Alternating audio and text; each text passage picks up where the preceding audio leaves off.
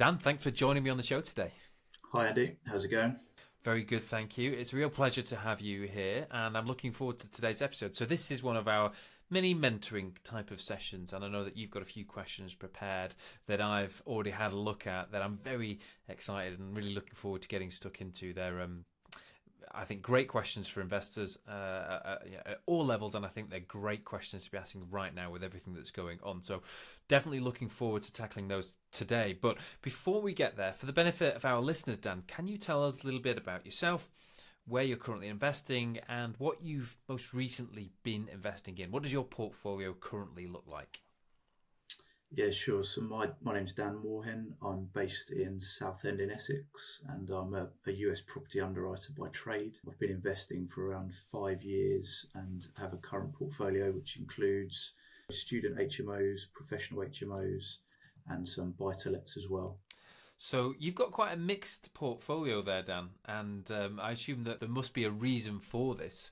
So tell us a little bit about why you've ended up with different types of properties, why you've got these different strategies that are sort of going on or have been going on.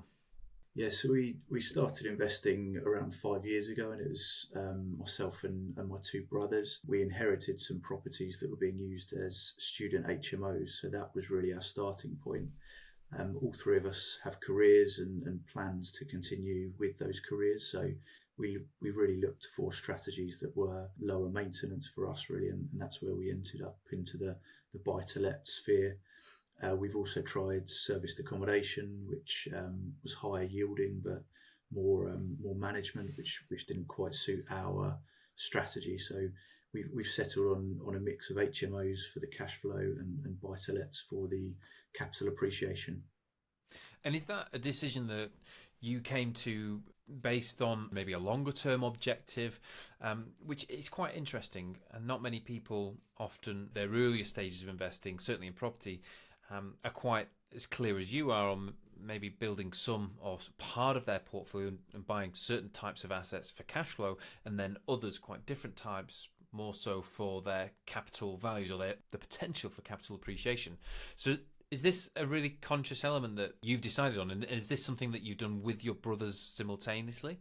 Yeah, so we own the company between us, a third, and we'd spent a lot of time lurking in forums on Facebook and listening to a lot of podcasts. So we'd seen a lot of different strategies and attended some investment days. I think before we took the plunge, we decided between the three of us what was our goal, and for that it was really kind of long-term stability for the three of us and our families, and looked at what strategies were best to achieve that, really.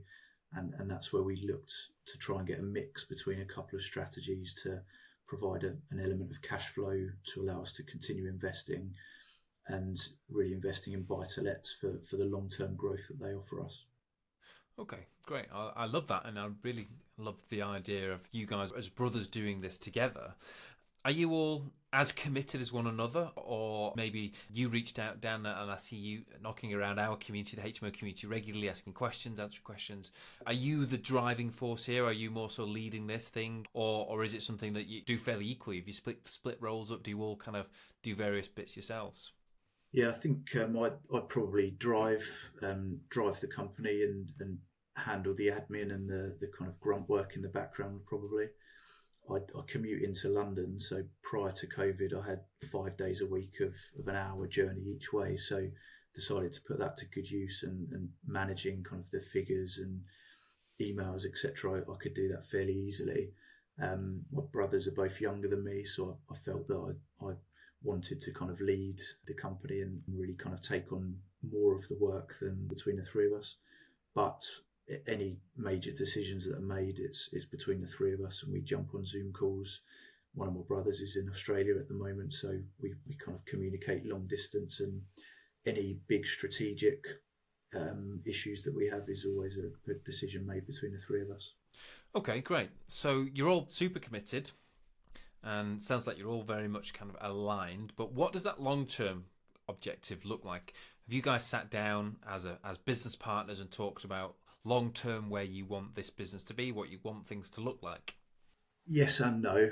I think a good saying that I'd heard was that you never get in a car without knowing the destination. Otherwise, you kind of just sit on the driveway.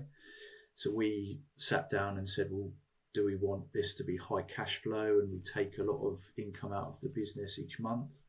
Do we want to leave the profits each month to build up, and that allows us to develop the property business further?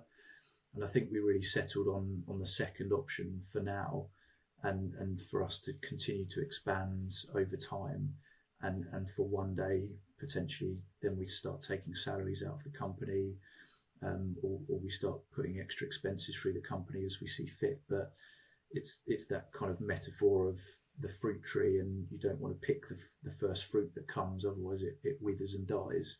We want to kind of leave that tree to grow and become a bigger tree over time, and hopefully that will do us well in the long term. Yep, that's a really good attitude to have in property. What do they say? Don't wait to buy property and wait. And it's a really forgiving asset class, and great things do happen over time. So tell me a little bit about how you make decisions on a day-to-day basis then. There's three of you. One of your brothers is in Australia. You've got a full-time job. You've got a family. Perhaps your brothers do as well. So there's a lot going on for all of you. And then you've got this business in the middle as well. So how, on a day-to-day basis, week-to-week basis, month-to-month basis, does it actually work? Just help me understand what's going on and how the mechanics of this business are actually working behind the scenes. Yeah, so I mean, the student HMOs that we had during COVID, we ended up actually flipping that strategy slightly, and we have a lease agreement with a company that houses asylum seekers while their applications are ongoing. So that was a bit of a change in strategy for us, and takes a little bit more management with requirements by the local council or maintenance issues. It's a little bit more management there. So really, I mean, week to week, there's not a huge amount that we're dealing with. It's more the larger issues with regards to purchasing properties, renewals of insurance, mortgage applications, releasing equity, and looking for the next property. So I think day to day, the nitty gritty is not too onerous. It's more every few months when we've built up enough cash to look for a new property. That's when it's all systems go and start to look for the next opportunity and where we're going to invest. And a lot of our property is done remotely as well. So over half of our portfolio we've never even seen. We've never even been to the properties. Oh, right. Okay, that's interesting. So, and is that because of the decisions to buy those sorts of assets has been really driven by, I guess, the local economics? Are you based in London, near London, Dan, I'm assuming? Yeah, so I'm in Southend, Yeah. in Essex, so about an hour away from Right. London. So yeah, Yeah. very much in the southeast, where property prices are very expensive, and because of that, the yields on buy-to-lets are a lot lower. Myself and my wife have a second company which is exclusively for HMOs, and we invest locally.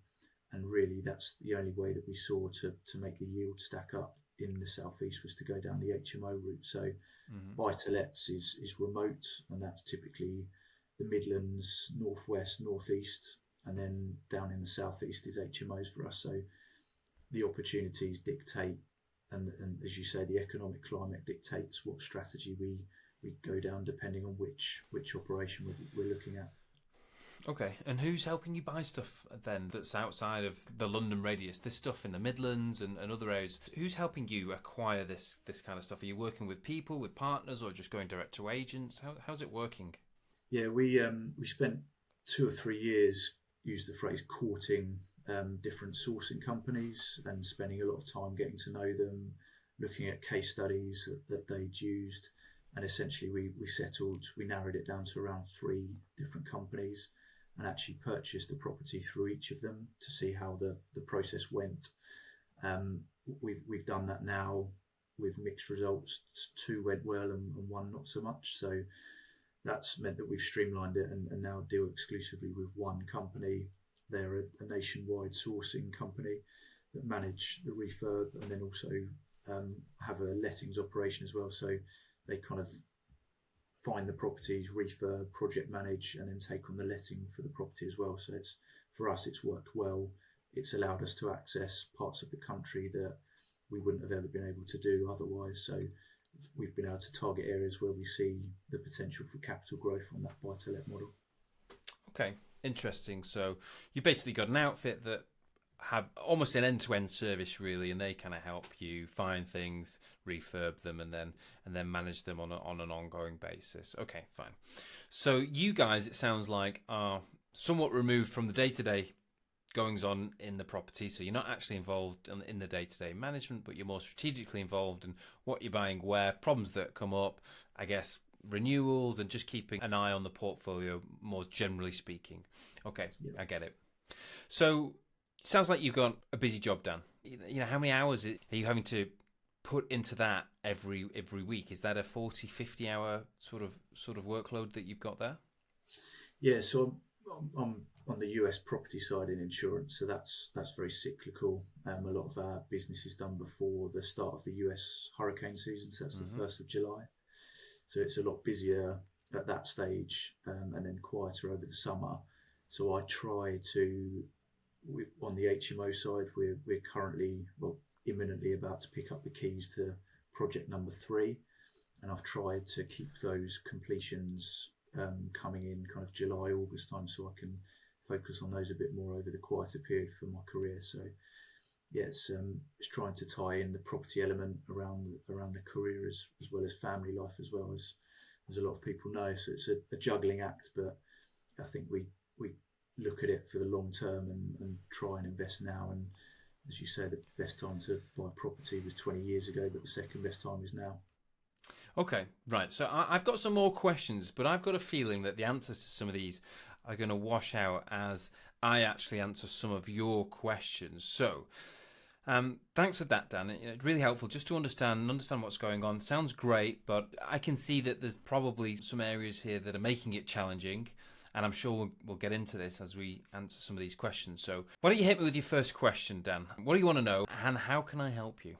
Yes, I think the first element really is that scaling issue of balancing the day job with the property investment, and at what stage and how do you get to the tipping point where property outweighs the income potentially and the kind of freedom that a career offers you. I feel that we're at a stage where we're nearly there, but it's kind of getting over that hump into property full time. Okay, great question. And the answer to this is going to be different for everyone listening today. I think you've got to try and take this and put it into context of what's going on in your own life, with your own business and your own job and things like that. Dan, does your wife work as well, or does she? Yep, she's working as well. Okay, yep. Fine. So she's full time. Well. Full time. Yep. Okay, so you're both very busy. Okay, fine. And sharing too many details, I'm assuming that you're quite well paid. You've probably got a good salary, a job like that, I imagine. So when we're talking about replacing incomes and things like these, again, different for everybody, but I've got a feeling that, I'm assuming that we're not talking about necessarily small numbers. I think there's some decent sized numbers here that we're trying to sort of achieve. Would that be right? Yeah, it's I think both of us have been in our respective roles for 15 plus years. So we've built up careers. We've spent a lot of time nurturing that and developing our skill set, really. So as you progress through the career, the benefits to that obviously are reflected, and it becomes, there's a bigger opportunity cost to walking away from it or scaling down from that and scaling up in property. Okay, so the reality is, there's always a point at which you have to take a step back. And the trap that a lot of investors fall into is hustling quite hard, getting that first, second, third property under their belt, bringing in that additional income, and that's manageable alongside a job or other things that are going on. And then, of course, everything just starts to track that, and the goalposts begin to move. We become accustomed to having a little bit more income and stretching our time that little bit further, and we adapt. We build ourselves a new environment, and that becomes quite a comfortable place to be.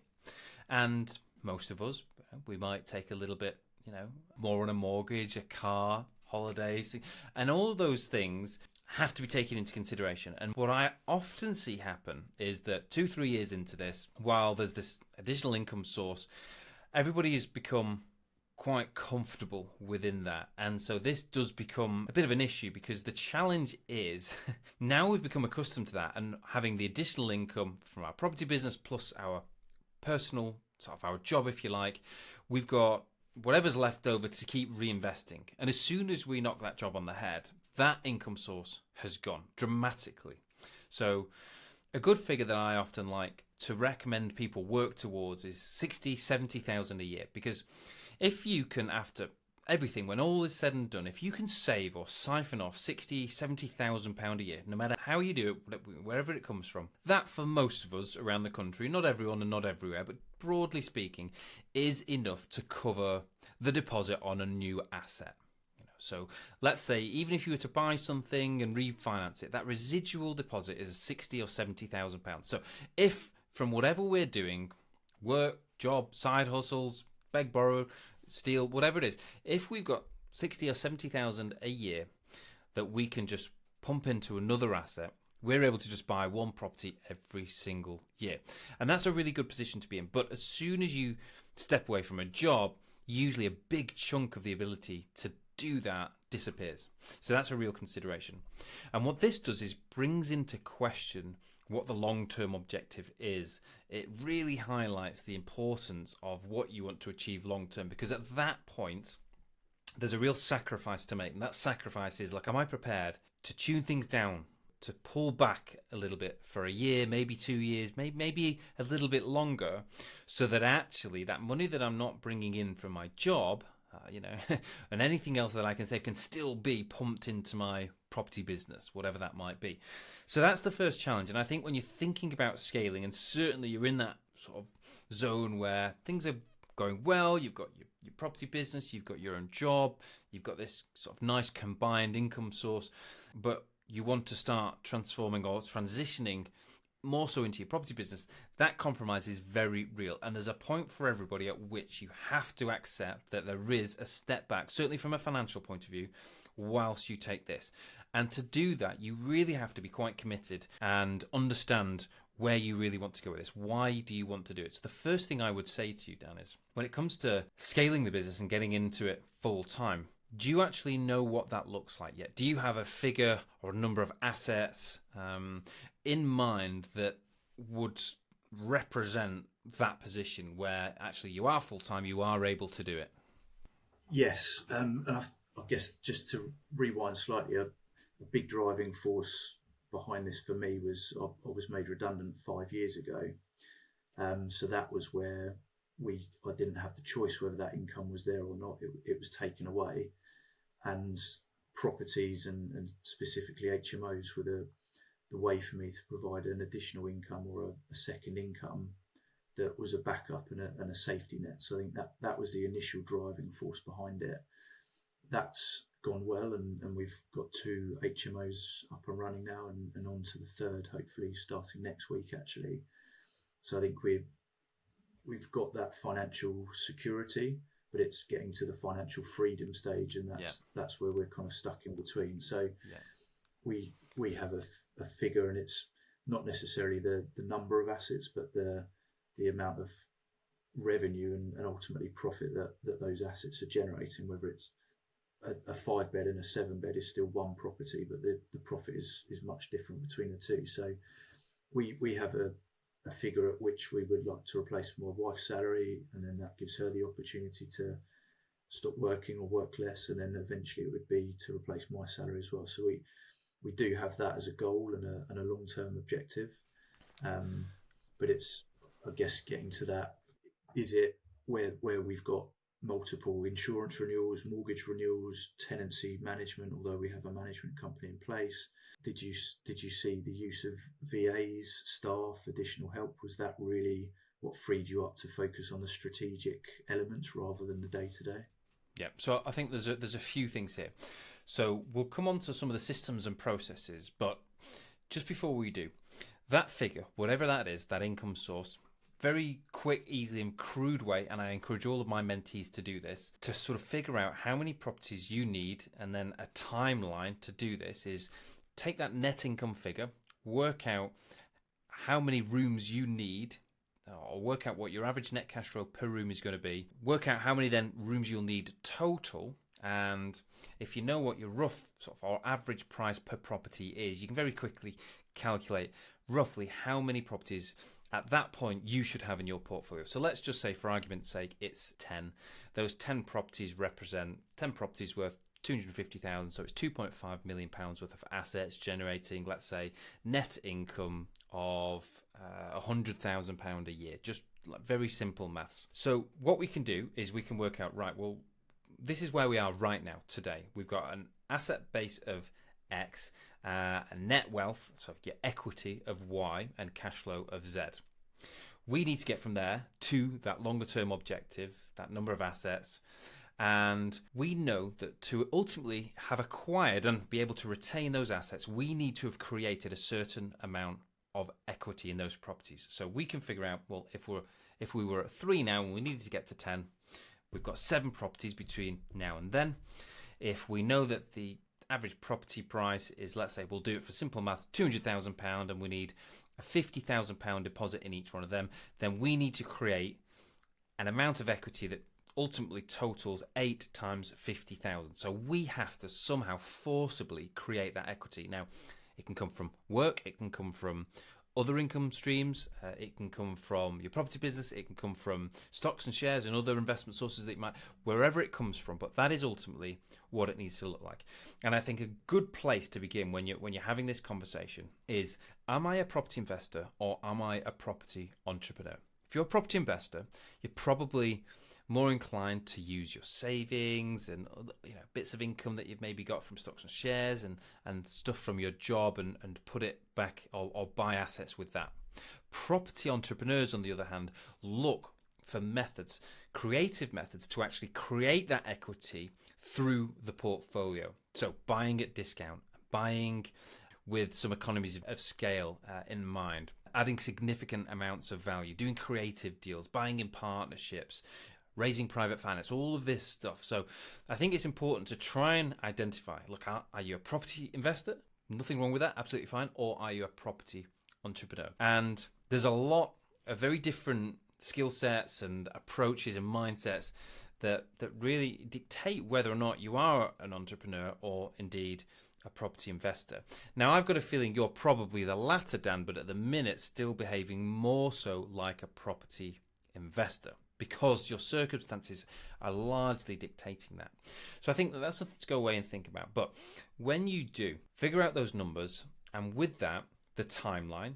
Okay, if you want to do this in, let's say, 4 years and you need 8 properties, that's 2 properties a year. If you've got your brothers involved and you need more like 10 or 20 or 30 properties in the same timeline, obviously there's a lot more work to do. And you're going to have to be a lot more creative to bring this about. So whilst you've got a job, there are certain things that we can do to try and be as efficient as possible for you to bring on results. But to a large extent, what I am saying is, until you free up a certain amount of time and start approaching your business in that way, you're always going to find it quite difficult, because you are going to be shackled to the restrictions of having a full-time job and not quite investing as much time and resource into the property business. So that's just something I want you to go away and think about. Getting technical on some of this stuff, there's a lot of things that you can actually do to be creative and to help you scale quite quickly. Now, the key to most issues around scaling is finance. So if you're relying on savings and banks, it's slow, it's painful, and it's very hard to do. Finance, if you can unlock a tap of finance, that is going to help you accelerate your results significantly. Now, you might need to be creative about where you find that finance and how you actually use it and how you repay it, but finance is ultimately the key. If I gave you £1 million today, you're probably going to feel much more confident about achieving your goals rather than just relying on equity coming out of deals and savings and things like that. Raising private finance is something that we've covered a lot. There's actually loads of really useful information inside the HMO roadmap about that.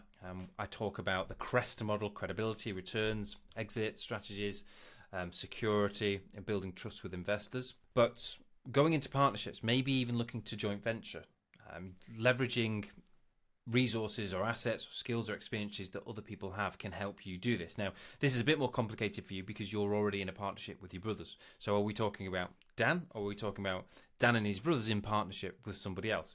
It may not be the right thing for you, and that's something for you to think about, but it is definitely a good way to scale. And I'll give you an example from my own experiences. I have a business partnership with two guys, great people, and we buy our commercial stuff together because collectively we have a skill set and experiences and a broad network that helps make that much more possible. I would be able to keep 100% of the profits if I did those deals myself, but the reality is it would be much harder and much slower for me to do those deals myself because I don't have everything that is needed to make that happen. Getting even more granular, things like VAs that you've mentioned, yes, they can help. It's absolutely key that you have a really well thought out and strategic plan, because it's also very easy to bring support in and other resources and actually waste it because you don't have that plan. So what is that VA doing? Well, that VA could be doing all your low-key admin so that you could do more around the income generating tasks, finding deals, networking, raising private finance, all of that stuff. Systems, processes. If you're doing direct to vendor, are you still printing and sending letters? This is something I see a lot of people do. Actually using a database, an electronic mail merge system, using things like content marketing to actually accelerate and improve your results. These sorts of methods are quite key as well. Do you have enough people out there working or helping you? You've got a useful partnership, sourcing, delivering your refurbs and things like that, but does it have to be restricted to just one? Actually, if you multiplied that, would that bring more results to you? Are you being strategic about how you use your time in your business as well? This is an area that a lot of investors at this point in their journey really struggle with. They find a lot of time to prioritize their admin and dealing with things like insurance and getting back to agents, and actually deprioritize getting out there, actually spending time networking, meeting people, having conversations like this, learning, upskilling. And that's something that you have to be really, really quite disciplined about. It's very easy to fall into the trap of running your business and not growing your business. So there's quite a lot to unpack there, Dan, and lots of different ways to do it. And thinking about in what order you do it is really, really important. But the big thing that I want you to think about here is that, look, scaling is easy, but the two ingredients that a business needs more than anything are finance and time. And unless you have a lot of finance at your disposal, you're going to find it difficult. So you need to go and absolutely prioritize that. And if you don't have time, yes, there are methods like VAs, like systems and processes that will help, but nothing will help as much as you actually freeing up a certain amount of time, taking that risk, if it's a risk that you can digest, making a sacrifice for a period of time to invest it in your business, to invest your time in your business, because that is ultimately where you will get the best return. With that, you'll find it much easier to go out and raise private finance, much easier to do and put creative deals together, much easier to implement systems and bring in support and things like that. So there's a bit of a chicken and egg thing going on here, but a lot of people do think that getting their portfolio to a point where they can leave their job on a similar salary is the best way to do it. But actually, what I'll often say to people is, look, what can you pull back on? What can you sacrifice and compromise? Because if you can do that, that 12 months in your business to then do all of this other stuff will mean that you can probably get to where you want to 4-5 times faster, which is often difficult for people to see at this point in the journey. So I know that that's a complicated answer, but hopefully plenty of food for thought there. What do you think?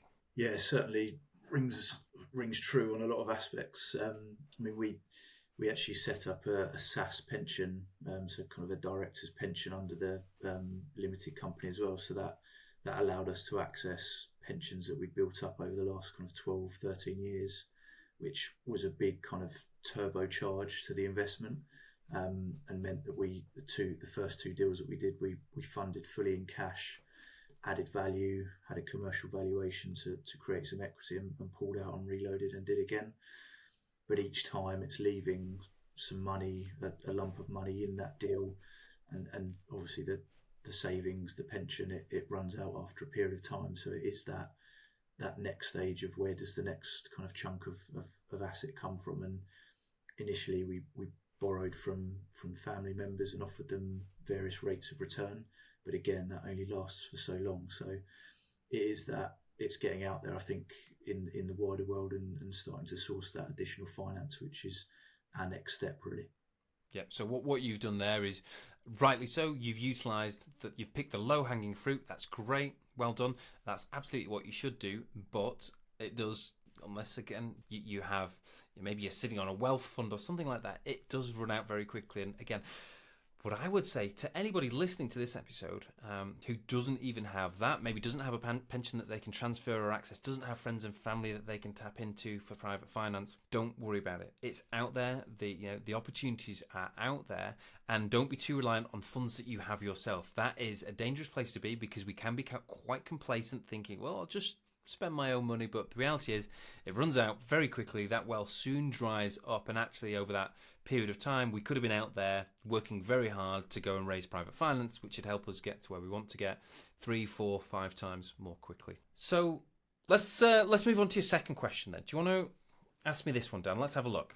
Yeah, so I guess it ties in with the first question, or your first answer to some extent, in the corporate world. There's the benefits that come with that, so things like private medical and pension contributions, etc. It becomes more difficult to step away and not have those safety nets around you. So I know that you can run those types of things through limited companies. Is it something that you do or you'd recommend? And is it tax deductible, etc.? Just so that there's the same protections that a lot of us have in our careers to get that under our property business as soon as possible, I think. I think you've answered this question yourself earlier in the episode, Dan, because you've already shared with us that you were made redundant from one of your roles. And I think it's the strangest thing that as a self-employed individual running a business, I get more heavily scrutinised because I'm self-employed, because I'm the owner of the business, than my staff who work for me do if they want to go and get a mortgage. But the reality is, if, God forbid, something went terribly wrong and I had to make some really quick and deep cutbacks into the business, the reality is I'm probably not going to cut myself out first. I might try and take a step back and cut back what I can. But I think the reality is, for most business owners, the tough but difficult and necessary call would be to have to make staff redundant first, and remain in the business to actually be able to run it as a director, as a business owner. So I think I don't completely believe that actually being in a role working for somebody else is necessarily that stable. I think there's definitely a risk there, and I think again it's that dangerous place to be. Now, yes, there are things that you can do. You can put private medical cover through a business. You can transfer your pension. You've already done things like that. Yes, there are some tax efficient things that you can do.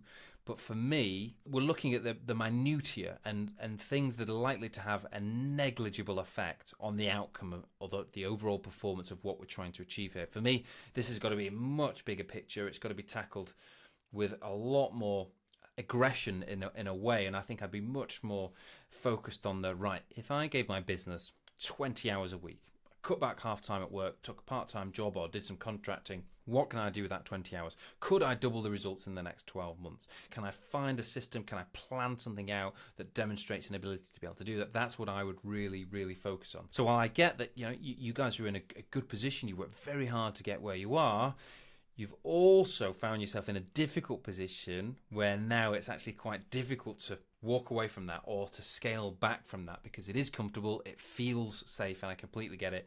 But look, over the years I've taken some huge risks, but at times I've really had to cut right back. In my early and mid 20s, I was building several businesses and really living off the absolute minimal that I could afford to, because I knew that if I could just plough it back and invest it in my business, that business would grow much more quickly. I'd get the compounding effect of it all, and that has ultimately helped me get where I am much more quickly than it otherwise would have. So it's an important thing to think about, and I totally sympathise with where you are, but I think this is one where it's really going to test your mettle, and I think the question is, look, how much do you really want this? And I think what you ultimately decide to do will depend on that. Because for me, I think to get where you want to get where I think you want to get, I think you've got to make a sacrifice for a period of time to then take those leaps forwards, Dan. Okay, noted. It's a tough one, but And I think, again, just coming back to what I said earlier, this is one of the things that defines property entrepreneurs from property investors. Property entrepreneurs will be much more proactive in going out and making this happen, a bit more comfortable or prepared to take on those risks. Property investor typically not as interested in taking those sorts of risks, which is completely understandable, and I get it. But I think to get where you want and at the pace you want, you've got to give it a little bit more than just, or look at it with more than just the sort of tax benefits and breaks that you might be able to find. Yeah, sure. Okay, you had a third question for me. Yeah, so I guess this is everyone's hot topic at the moment, is how are you countering the increased costs and the pressure that is putting on margins in your business. And I guess we've got higher interest rates, higher energy costs for us on the professional HMO side. We include bills as well. Labour, refurb costs all increasing. What kind of actions are you taking to try and keep those margins healthy and make sure that deals do still stack up? Great question, and so important for everybody right now to be asking this question and finding the solutions to it. So first thing to say, I think we've got to be really honest with ourselves. We've had it incredibly good for a decade. We knew it. We had base interest rates completely flat, and we've all enjoyed the benefit. If we've been buying property, we've been enjoying the benefits of that. Now things have changed a little bit, and I think the reality is we are now moving into a period where we should expect that we are going to be less profitable.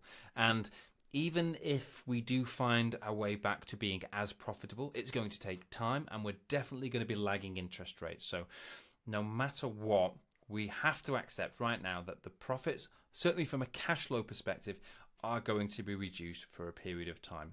I think realistically we're looking at minimum 3 years, but I think the next 3 to 5 years, investing in property from a cash flow perspective is just not going to look as good on paper.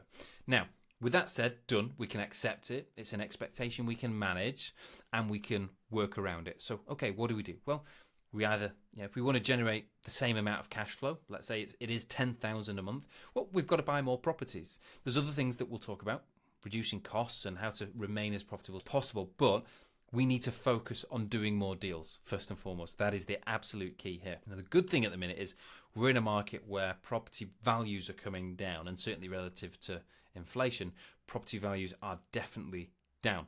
That makes it a very good time to buy. It doesn't necessarily make it the easiest time to buy, but it makes it a good time to buy, because what we can do is actually refocus a little bit on buying at good capital values, and over the next 5 years' time, maybe 10 years' time, certainly we should find that we do really well on that. But this is a good time to be buying and prioritizing that and actually acquiring assets more so than simply cash flow. So that's one thing to say. But on a granular level then, looking at how we can actually try and retain profits, there's a lot of stuff we can do. So talked about a few of these on the podcast recently, but one of them is our service to tenants, our communication, the actual service that we offer. Tenant retention's key. The longer that we can keep tenants, the happier that we can keep tenants, the more profitable we will be. That's just a fact. It costs money to turn rooms over. It costs money to advertise. It costs money to go in and clean and do inventories and do inspections. Those are the holes in our bucket, and often the invisible cost that we don't see. Some of these don't actually appear on the P&L, and the voids, they don't necessarily appear on the P&L. It's not a cost. We're not being invoiced for it, but it's very real. So prioritizing our tenant comfort, tenant satisfaction is absolutely key, and I think most of us could be doing a little bit more on that one. It's not a short play though, it's definitely a longer term play. I think we need to be super proactive on rents. This is something that I've been doing for the last 18 months, since we came out of COVID, really, looking at my portfolio very analytically, looking at where, it makes sense to put the rents up, where, we've probably not been as proactive as we should have, getting those rents up and actually now making sure that we keep them up. It's difficult for tenants. I totally sympathise with tenants at the minute, but we have to run profitable business. So it's really important. It's really important that you do exactly that as well. Don't rest on your laurels with that. I think when it comes to trying to reduce costs, it's a tricky one. Material costs are pretty well set. There's not much you or I can do. about that, but what we can do is develop good relationships with contractors. We can be more on top of the prices that were being quoted. We can scrutinize invoices more. We can scrutinize proposals and quotes more. We can get more quotes. We can go out to the market. We can get tenders. It's not unusual. I'll put a tender out for a job, and sometimes I'll get prices that are twice as much as others. And I think often we just need to shop around. And sometimes, and I think over the last 10 years, we've been quite complacent with that. We haven't had to worry so much about those costs, so we can be really quite proactive there. And then as a business owner, one of the areas that we almost always fail at, certainly in the early stages, is we are not efficient in our business. So we end up buying subscriptions that we don't need. We end up building systems on top of systems on top of systems, complicating the way that we run our businesses. That takes more of our time. We end up spending more money to try and keep and maintain these systems running. So what I would say is look at these 4 things. What can you completely eliminate? What do you just not need to do anymore that you're doing? What can you simplify? What are you doing that just could be simpler? Is there an easier, more streamlined way of doing it? What can you delegate? So what can you actually take off your desk and give to somebody else? You can pay someone cheaper than your current rate. You've got to be able to apply a rate per hour for the time that you put into your business. So what can you do there? So we've got simplify, eliminate, delegate, and there is another one.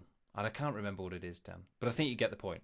We need to look analytically and quite critically at what we're doing and saying, do I need this? Is there a better way of doing it? And is there someone who's going to be better at doing this than me? And usually the answer is yes. Now, by looking at all these things, we're not going to save huge amounts in any one area. But what we are able to do is get a little bit here and a little bit there and a little bit there. And at the minute, that is absolutely key and it's critical. A lot of good business is about what you do when things are not going so well. And right now, that's one of those times our businesses are under more pressure.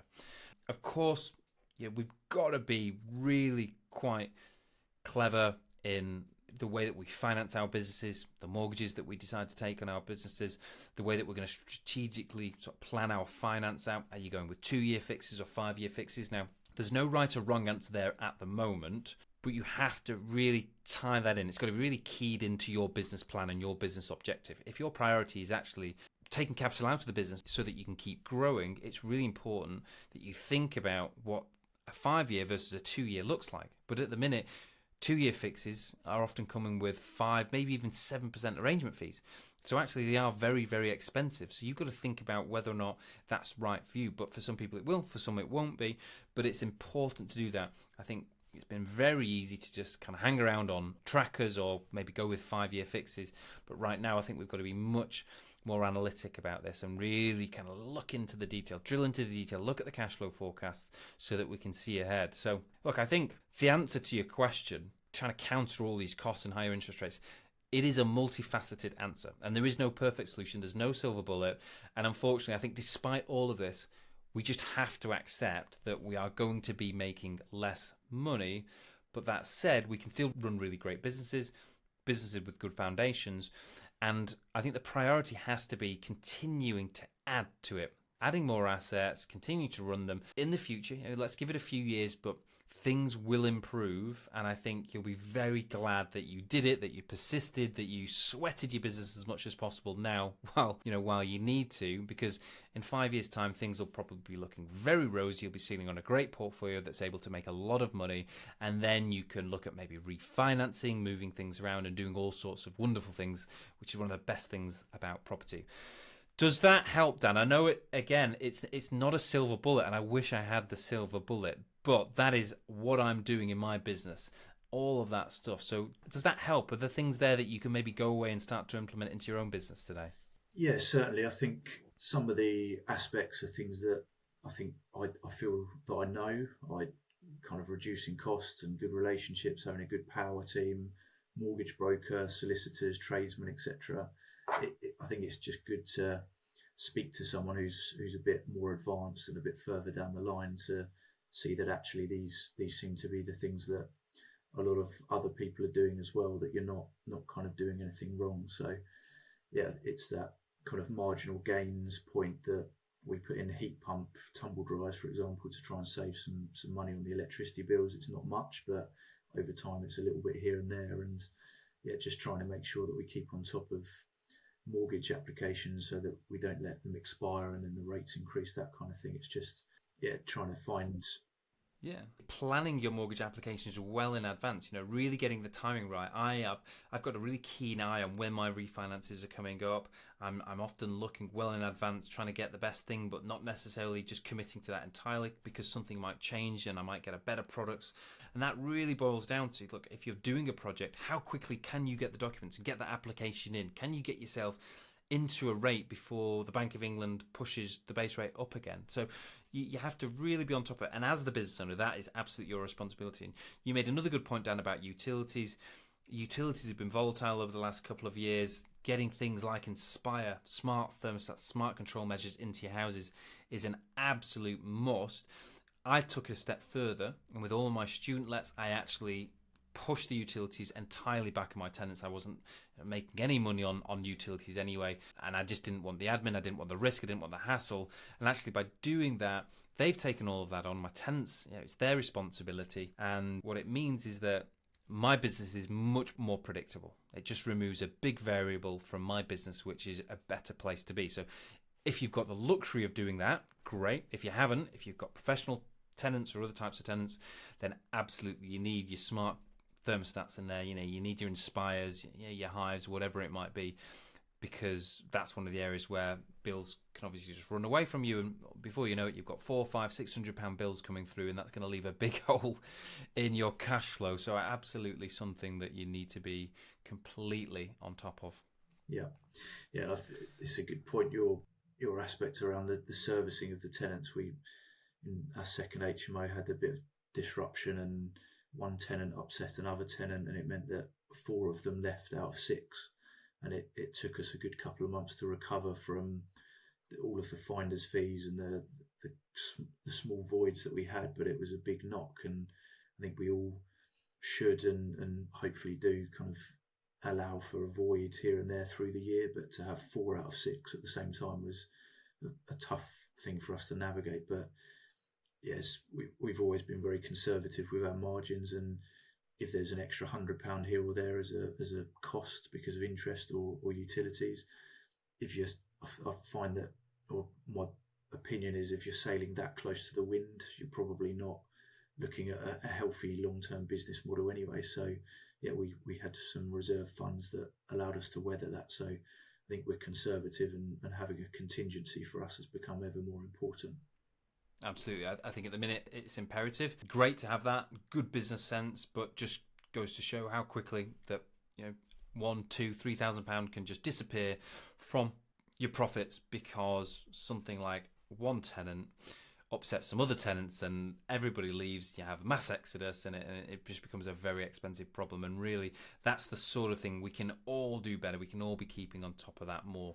So there's a lot, and like I said, we've got to manage our expectations. I think for the next few years at least, we've got to expect that things are not going to be as profitable. I know I am not expecting £300 net cash flow per room, even £250. I think the reality is, after management, £200 net cash flow per month per room is a good figure now, with interest rates and all these extra costs on. But a final parting sort of thought, Dan, and I guess this just summarises my point really well. A good mentor of mine once told me that, look, we can't scale back to grow out of this problem. We can cut costs, but we can only do it so far. The solution out of most cash flow problems, the solution to being more profitable, is usually to grow. And that is often counterintuitive. The first thing that we often want to do is cut back, be careful, let's be cautious. But actually what we should still be focusing more than anything is, how do we grow? If we've got an extra 10, 20, 30 rooms all doing £200 a month cash flow, we get a little bit less concerned about the odd issues here and there. When we've got a small portfolio, obviously those few issues are really big issues for us. So don't forget, look, the key here is to focus on the bigger objective. It's to actually scale things out, and those things that we talked about earlier in the episode should still be your absolute priority. And on that note, Dan, I'm going to thank you for coming on the show. Thanks for your questions, which have been fantastic. It's been a pleasure answering them, and I do hope that they've helped you. I'm very much looking forward to watching your progress and seeing where you're at over the next 12 months. For anyone who's been listening to today, you sound like a great guy with a good business, obviously a good business head on your shoulders as well. How and where could people reach out to contact you, Dan? Yeah, so I'm hovering in the HMO community Facebook group usually, and also on LinkedIn as well is probably the best way to reach me. And yeah, it's been a pleasure to be on here, and really appreciate the podcast that you put out and the answers for me today. And I think finally, and most important, is congratulations to yourself and Mrs. Andy on your recent wedding as well. Thank you, Dan. Thank you so much. Well, it's been an absolute pleasure. Thanks for coming on the show. Thank you for your great questions, and best of luck with everything. I look forward to seeing the results of all of this soon. Thanks, Andy, and you.